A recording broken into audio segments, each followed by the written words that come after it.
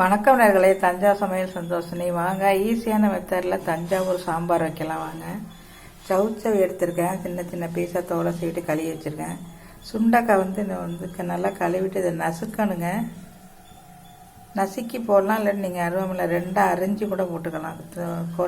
இந்த விதையெல்லாம் வெளியில் போகாமே இருக்கும். குழந்தைங்களுக்கெல்லாம் கொடுத்தா நல்லது. குடலில் புண்ணு இருந்தாலும் வந்துடுங்க.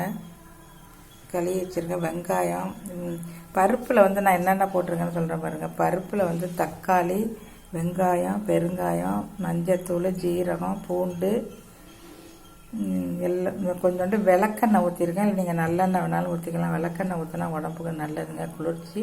நான் இது தனியாக குக்கரில் 5 விசில் விட்டு வேக வச்சுருக்கேன். அதில் தக்காளி எடுத்து வச்சுருக்கேன். 2 தக்காளி போட்டிருக்கேன், அதை எடுத்து வச்சுருக்கேன். மாங்காய் போட்டுக்கலாம். புளி கொஞ்சோண்டு கரைச்சி வச்சுருக்கேன். வாங்க, அடுப்பை ஆன் பண்ணி குக்கரில் தான் வைக்க போகிறோம். கடுகு போட்டுடலாம்.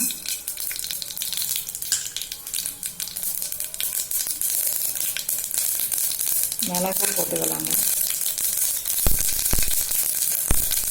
வெங்காயம் போட்டுடலாம். தக்காளி போட்டுடலாம்.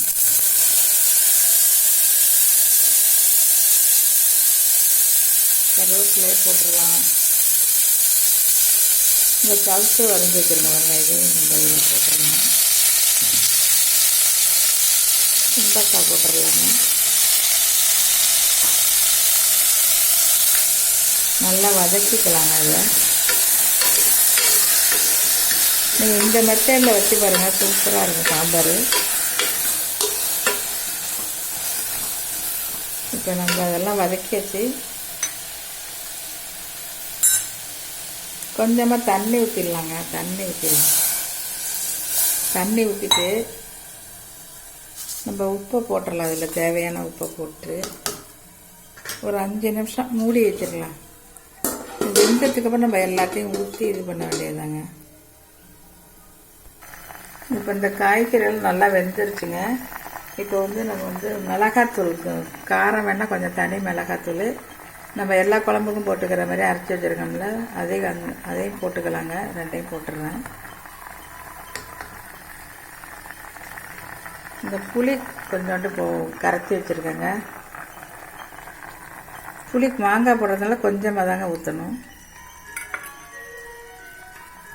இப்போ இந்த மாங்காய் சீக்கிரம் வேகாதுங்க. அதனால் இப்போயே நான் போட்டுடுறேன். இது எல்லா மாங்காயும் இப்போ நம்ம போட்டுடலாங்க.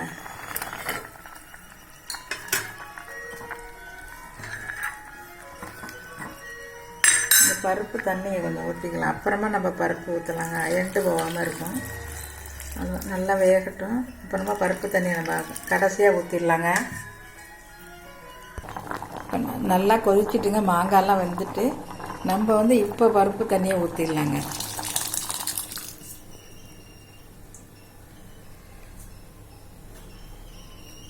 நல்லா ஒரு கொதி வந்தோன்னா அப்படி இறக்கிற வேண்டியதாங்க. சாம்பார் சூப்பராக இருக்கும். நீங்களும் செஞ்சு பாருங்கள். இதேமாரி தஞ்சாவூர் சாம்பார்.